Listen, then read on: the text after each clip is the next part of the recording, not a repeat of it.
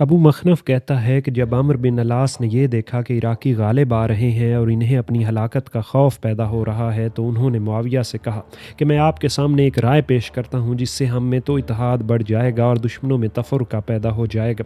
معاویہ نے کہا کہ ہاں بیان کرو۔ عمرو بن العاص نے کہا کہ وہ تدبیر یہ ہے کہ ہم قرآن اٹھا لیں اور یہ کہیں کہ قرآن جو فیصلہ کرے وہ فیصلہ ہمیں اور تمہیں منظور ہونا چاہیے۔ اگر مخالفین میں سے چند لوگوں نے بھی اسے قبول کرنے سے انکار کیا تو آپ دیکھیں گے کہ ان میں ایک ایسا گروہ پیدا ہو جائے گا جو اس فیصلے کو قبول کرے گا، اس طرح ان میں تفرقہ پیدا ہو جائے گا، اور اگر سب نے یہ کہا کہ ہمیں یہ فیصلہ متفقہ طور پر منظور ہے تو ایک مدت تک یہ جنگ ہمارے سروں سے ٹل جائے گی۔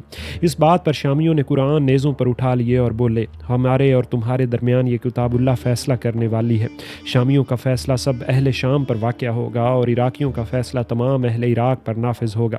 عراقیوں نے جب یہ دیکھا کہ قرآن اٹھا لیے گئے ہیں تو بولے کہ ہم اللہ عز و جل کی کتاب کو قبول کرتے اور اس کی جانب رجوع کرتے ہیں۔ ابو مخنف نے عبد الرحمن بن جندب کے ذریعے جندب الازدی سے نقل کیا ہے کہ جس وقت یہ صورتحال رونما ہوئی تو حضرت علی نے لوگوں سے فرمایا کہ اے اللہ کے بندو، تم اپنے حق و صداقت اور دشمنوں سے جنگ پر قائم رہو، کیونکہ معاویہ، عمرو بن العاص، عقبہ بن ابی معیط، حبیب بن مسلمہ، عبداللہ بن ابی سرہ اور ضحاک بن قیس دیندار لوگ اور قرآن پر چلنے والے نہیں۔ میں تم سے زیادہ ان لوگوں سے واقف ہوں۔ میں تو بچپن میں بھی ان کے ساتھ رہا اور بڑے ہو کر بھی ان کے ساتھ رہا۔ یہ بچپن میں نہایت شریر بچے تھے اور بڑے ہو کر بھی نہایت شریر آدمی نکلے۔ تم پر افسوس، انہوں نے وہ چیز نیزوں پر اٹھائی جسے کبھی وہ ہاتھ بھی نہیں لگاتے اور یہ بھی نہیں جانتے کہ اس میں کیا لکھا ہے۔ انہوں نے صرف تمہیں دھوکہ دینے اور فریب میں مبتلا کرنے کے لیے قرآن اٹھایا ہے۔ حضرت علی کے ساتھیوں نے جواب دیا کہ یہ کیسے ممکن ہے کہ ہمیں اللہ عز و جل کی کتاب کو قبول کرنے کی دعوت دی جائے اور ہم اسے قبول کرنے سے انکار کر دیں۔ حضرت علی نے فرمایا کہ میں نے ان سے اسی لیے جنگ کی تھی تاکہ اس کتاب کے احکام پر عمل پیرا ہوں۔ انہوں نے اللہ عز و جل کے ان احکامات کی نافرمانی کی جو انہیں دیے گئے تھے اور انہوں نے اللہ عز و جل سے جو عہد کیا تھا اسے فراموش کر دیا، اس کتاب کو پس پشت ڈال دیا۔ اس پر مصر بن فعد التمیمی اور زید بن حسین الطائی اور جو بعد میں قاریوں کی ایک جماعت کے ساتھ خارجی بن گئے تھے بولے اے علی، جب تجھے کتاب اللہ کی دعوت دی جا رہی ہے تو اسے قبول کرو، ورنہ ہم تجھے اور تمہارے مخصوص ساتھیوں کو ان لوگوں کے ہاتھوں میں دے دیں گے، یا جو سلوک ہم نے عفان کے بیٹے کے ساتھ کیا وہی تیرے ساتھ کریں گے۔ ابن اسیر میں ہے کہ جس طرح ہم نے عثمان بن عفان کو قتل کیا تھا اسی طرح تجھے بھی قتل کریں گے۔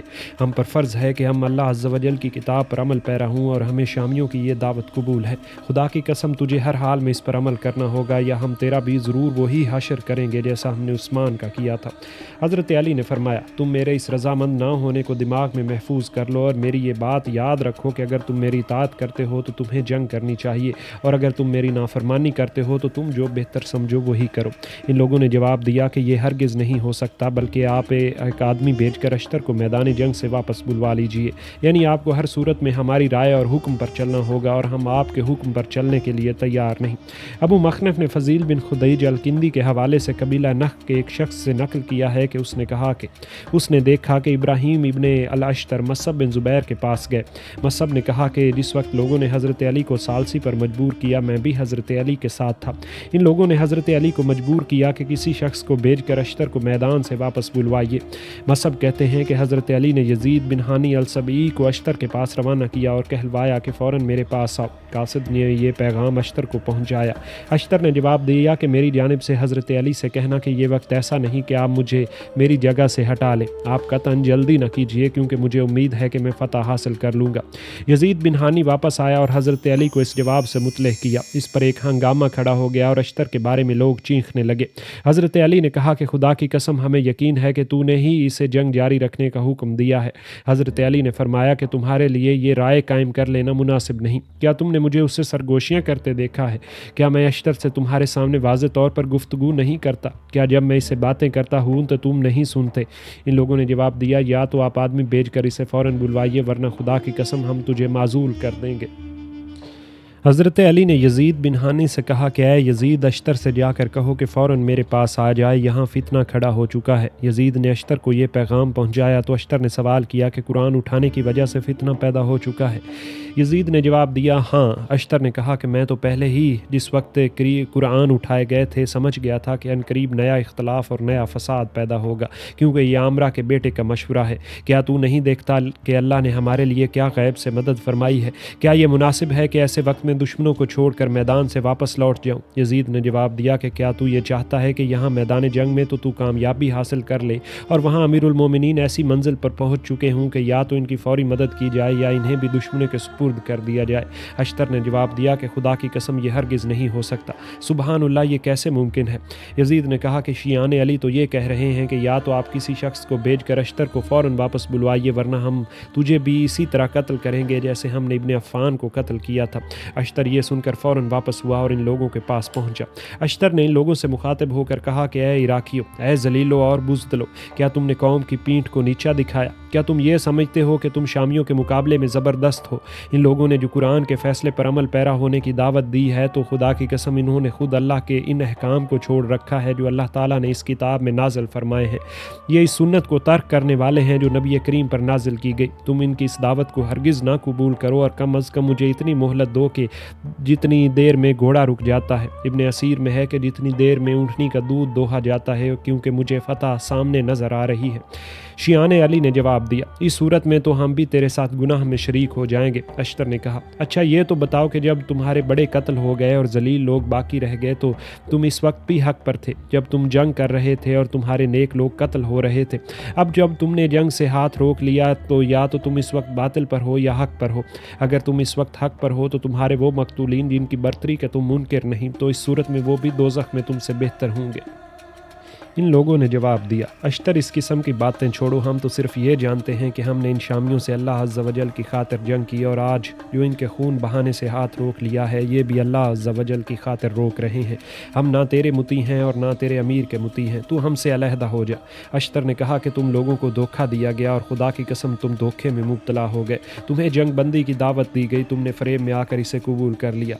اے سیاہ پیشانیوں والو، ہم تو تمہاری نمازیں دیکھ کر یہ سمجھتے تھے کہ تمہیں دنیا سے کوئی غرض نہیں اور تم یہ جو عبادات کر رہے ہو اللہ عز و جل کی ملاقات کے شوق میں کر رہے ہو، لیکن اب تمہارے فرار سے یہ ظاہر ہوا کہ تم دنیا کی طلب میں موت سے بھاگنا چاہتے ہو۔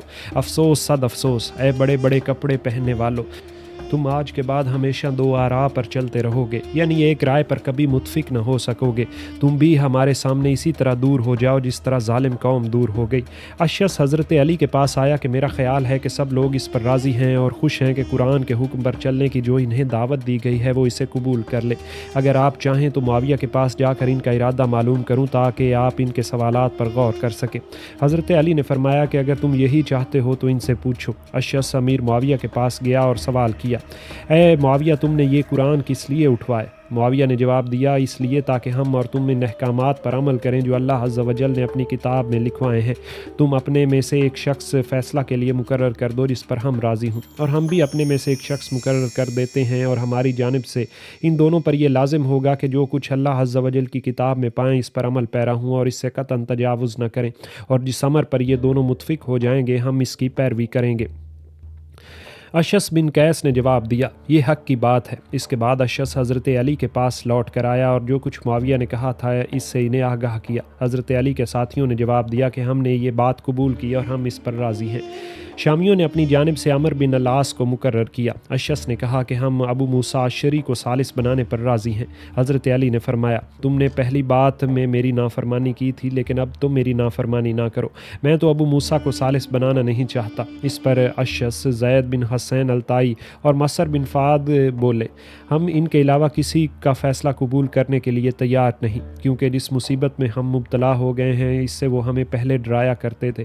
حضرت علی نے جواب دیا، مجھے ان پر اعتماد نہیں، اس لیے کہ انہوں نے مجھے چھوڑ دیا ہے اور میری جانب سے لوگوں کو بہکایا اور میرے پاس سے بھاگ گئے، حتیٰ کہ میں نے کئی ماہ بعد انہیں امان دی، لیکن یہ ابن عباس موجود ہیں، ہم انہیں ثالث بناتے ہیں۔ حامیان علی نے جواب دیا کہ ہم اسے ہرگز قبول نہیں کر سکتے، اس لیے کہ ابن عباس کا ثالث بننا ایسا ہی ہے جیسے آپ خود حکم بن جائیں، کیونکہ ابن عباس حضرت علی کے چچا زاد بھائی تھے۔ ہم تو ایک ایسے شخص کو حکم بنانا چاہتے ہیں جس کی نظر میں آپ اور معاویہ برابر ہوں۔ تم میں سے کوئی شخص ایسا نہیں ہے جو دوسرے سے تعلق نہ رکھتا ہو۔ حضرت علی نے فرمایا تو میں اشتر کو متعین کرتا ہوں۔ ابو مخنف نے ابو جناب الکلبی سے نقل کیا ہے کہ حضرت علی کے اس فرمان پر اشعث نے جواب دیا کہ کیا روئے زمین پر اشتر کے علاوہ کوئی دوسرا شخص موجود نہیں؟ ابو مخنف نے عبد الرحمن بن جندب کے ذریعے جندب کا یہ بیان روایت کیا ہے کہ اشعث نے جواب دیا ہم لوگ تو صرف اشتر کے حکم کی پیروی کرتے ہیں۔ حضرت علی نے فرمایا کہ اشتر کا کیا حکم ہے؟ اشعث نے جواب دیا کہ اس کا حکم یہ ہے کہ ہم لوگ ایک دوسرے کی گردنیں کاٹتے رہیں حتیٰ کہ اے علی تیرا اور اشتر کا ارادہ پورا ہو جائے۔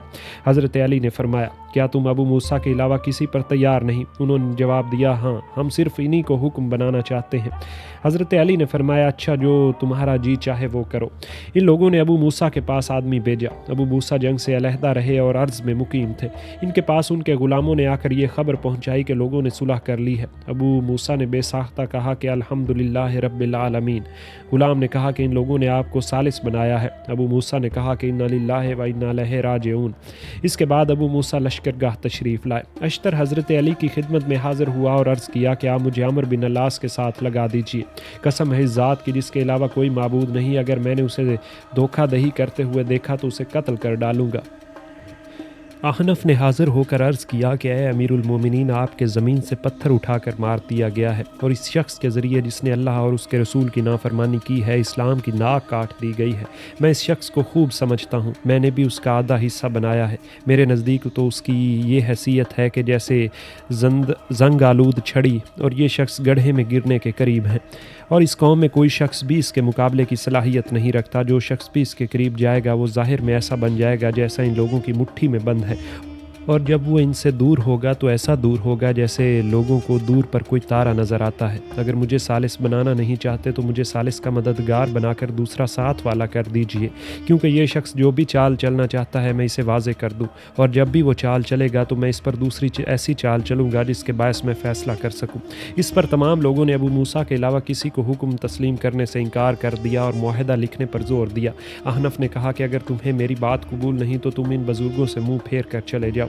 حاصل کلام یہ کہ معاہدہ لکھنا شروع ہوا، اور اس معاہدے کے ابتدائی جملے یہ ہیں: بسم اللہ الرحمن الرحیم۔ یہ وہ فیصلہ ہے جو امیر المومنین علی نے کیا ہے۔ ابھی صرف یہی الفاظ لکھے گئے تھے کہ عمرو بن العاص نے اعتراض کیا اور کہا اس کا اور اس کے باپ کا نام لکھو، کیونکہ یہ تمہارا امیر ہے اور یہ ہمارا امیر نہیں۔ احنف بن قیس نے کہا کہ اے امیر المومنین، آپ اس لفظ کو ہرگز نہ مٹائیے، کیونکہ مجھے خوف ہے کہ اگر آپ نے یہ لفظ امیر المومنین مٹا دیا تو زندگی بھر یہ خطاب آپ کو واپس نہ ملے گا، یعنی پھر آپ کو کوئی امیر المومنین اور خلیفہ تسلیم کرنے کے لیے تیار نہ ہوگا۔ آپ اس لفظ کو ہرگز نہ مٹائیے، خواہ لوگ ایک دوسرے کو قتل کیوں نہ کر دیں۔ احنف کی اس رائے پر حضرت علی نے اس لفظ کو مٹانے سے انکار کر دیا۔ اس بحث میں کافی دن گزر گیا۔ اس پر اشعث بن قیس نے کاتب سے کہا کہ اس لفظ کو مٹا دو۔ بہرحال یہ الفاظ مٹا دیے گئے۔ جس وقت یہ لفظ مٹا دیا گیا تو حضرت علی نے اللہ اکبر کا نعرہ لگایا اور فرمایا عین سنت ادا ہوئی ہے، اس سنت کے عین مطابق ہے۔ خدا کی قسم میں حدیبیہ کے روز رسول اللہ کے روبرو معاہدہ صلح تحریر کر رہا تھا تو کفار نے اعتراض کیا، آپ رسول اللہ صلی اللہ علیہ وآلہ وسلم نہیں ہیں اور نہ ہم آپ کو رسول تسلیم کرتے ہیں، آپ اپنا اور اپنے والد کا نام لکھیے۔ غرض آپ کا اور آپ کے والد کا نام لکھا گیا۔ اس پر عمرو بن العاص نے کہا کہ اس مثال کا اس واقعے سے کیا تعلق؟ ہمیں مومن ہونے کے باوجود کفار سے تشبیہ دی گئی ہے۔ حضرت علی نے فرمایا اے نابغہ کے بیٹے، تو کب فاسقین کا دوست اور مسلمانوں کا دشمن نہیں رہا؟ اور کیا جب تیری ماں نے تجھے جنا تھا کیا وہ اس سے مشابہت نہ رکھتی تھی؟ پھر حضرت علی یہ کہتے ہوئے کھڑے ہوئے، آج کے دن کے بعد میرے اور تیرے درمیان کبھی کوئی بات چیت نہ ہوگی اور نہ ہم دونوں ایک محفل میں جمع ہوں گے، اور میں اللہ عز و جل سے یہ امید رکھتا ہوں کہ وہ میری محفل کو تجھ سے اور تیرے جیسے اشخاص سے پاک رکھے۔ اور اس کے بعد وہ معاہدہ لکھا گیا۔ راوی کہتا ہے کہ خدا کی قسم ویسا ہی ہوا جیسا احنف نے کہا تھا، اور احنف ان لوگوں میں سے تھا جب اس کی رائے کا کسی رائے سے مقابلہ کیا جاتا تو اسی رائے کو ترجیح دی جاتی۔ اب ہم ابو مخنف کی روایت کی طرف رجوع کرتے ہیں۔ وہ بیان کرتا ہے کہ معاہدہ ان الفاظ میں تحریر کیا گیا: یہ وہ معاہدہ ہے جو علی بن ابی طالب اور معاویہ بن ابی سفیان نے آپس میں کیا۔ حضرت علی کا یہ فیصلہ اہل عراق اور ان لوگوں پر نافذ ہوگا جو لوگ ان کی جماعت میں سے عام مومنین میں سے ان کے ساتھ ہیں، اور معاویہ کا یہ فیصلہ اہل شام اور ان لوگوں پر نافذ ہوگا جو لوگ معاویہ کے ساتھ ہیں۔ ہم اللہ عز و جل کے حکم اور اس کی کتاب کو قبول کرتے ہیں، اور کتاب اللہ کے سوا ہمیں کچھ قبول نہ ہوگا، اور اللہ عز و جل کی کتاب میں شروع سے آخر تک جو کچھ بھی موجود ہے اس پر عمل کریں گے، اور جس شے کے احیاء کا یہ کتاب حکم دیتی ہے اسے رائج کریں گے، گے اور جس شے کے ختم کرنے کا حکم دیتی ہے اسے ختم کریں گے۔ دونوں ثالث یعنی ابو موسیٰ الاشعری، عبداللہ بن قیس اور عمرو بن العاص القرشی کتاب اللہ میں جو حکم پائیں گے اس پر عمل پیرا ہوں گے، اور اگر اس معاملے میں کتاب اللہ میں دونوں کا کوئی حکم نہ پائیں گے تو اس سنت پر عمل پیرا ہوں گے جو عدل پر مبنی ہوگی اور جس پر سب کا اتفاق ہوگا اور کسی کو اختلاف نہ ہوگا۔ دونوں ثالث علی اور معاویہ اور ان کے لشکروں سے عہد و پیمان لیں گے اور اس طرح دوسرے معتبر لوگوں سے بھی کہ ان دونوں کی جان اور مال محفوظ رہیں گے، اور جو کچھ یہ دونوں فیصلہ کریں گے اس پر تمام امت ان کی معاون اور مددگار ہوگی، اور دونوں فریقوں کے مسلمانوں پر اللہ کے نام سے یہ عہد لازم ہوگا کہ جو کچھ اس معاہدے میں تحریر ہے وہ ہمیں قبول ہے، اور میں نے ان دونوں ثالثوں کا فیصلہ تمام مسلمانوں پر لازم کر دیا ہے۔ یہ سب ہتھیار اتار کر رکھ دیں گے اور سب لوگ مامون ہوں گے اور جہاں چاہیں گے جائیں گے، ان کی جان مال اور اہل و عیال محفوظ رہیں گے، موجود اور غائب سب لوگ محفوظ و مامون ہوں گے۔ عبداللہ بن قیس اور عمرو بن العاص پر اللہ کا یہ عہد و میثاق ہوگا کہ وہ اس امت کا فیصلہ کر دیں اور انہیں دوبارہ جنگ اور اختلاف میں مبتلا نہ کریں۔ یہ دوسری بات ہے کہ کوئی ان کا فیصلہ قبول نہ کرے، اور اس مدت کے فیصلے کی مدت رمضان تک ہوگی۔ اگر یہ دونوں ثالث اس مدت کو بڑھانا چاہیں تو باہم رضامندی سے بڑھا سکتے ہیں۔ اگر دونوں میں سے کسی ثالث کا انتقال ہو جائے تو شیعوں کا امیر اس کی جگہ دوسرا ثالث مقرر کر دے گا، اور وہ شخص اہل عدل و انصاف میں سے منتخب کیا جائے گا، اور ان دونوں کے فیصلے کا مقام جس میں فیصلہ کریں گے وہ جگہ ہوگی جو اہل شام کے درمیان واقع ہے۔ یہ دونوں ثالث فیصلے پر جن لوگوں کی گواہی لینا چاہیں لے سکتے ہیں، اور ان کی شہادت وہ اس فیصلے پر تحریر کریں گے، اور یہ گواہ اس فیصلے کی ان لوگوں کے مقابلے میں حمایت کریں گے، اور جو اسے مٹانا چاہے یا اس کی مخالفت کرے، اے اللہ ہم آپ سے اس شخص کے مقابلے میں امداد طلب کرتے ہیں، اور جو اس فیصلے کو چھوڑ دے۔ حضرت علی کے ساتھیوں میں اس معاہدے پر یہ لوگ گواہ تھے: اشعث بن قیس الکندی، عبداللہ بن عباس، سعید بن قیس الحمدانی، ورقاء بن سلمہ العجلی، عبداللہ بن محل العجلی، حجر بن عدی الکندی، عبداللہ بن الطفیل العامری، عقبہ بن زیاد الحضرمی، یزید بن حجۃ التمیمی اور مالک بن کعب الحمدانی۔ معاویہ کے ساتھیوں میں سے ان لوگوں نے معاہدے پر بطور گواہ دستخط کیے: ابو العور السلمی، عمرو بن صفیان، حبیب بن مسلمہ الفہری، مخارق ابن حارث الزبیدی، زمل بن عمرو العذری، حمزہ بن مالک الحمدانی، عبد الرحمن بن خالد المخزومی، صبیح بن یزید الانصاری، علقمہ ابن یزید الانصاری، عتبہ بن ابی سفیان اور یزید بن الحجر العبسی۔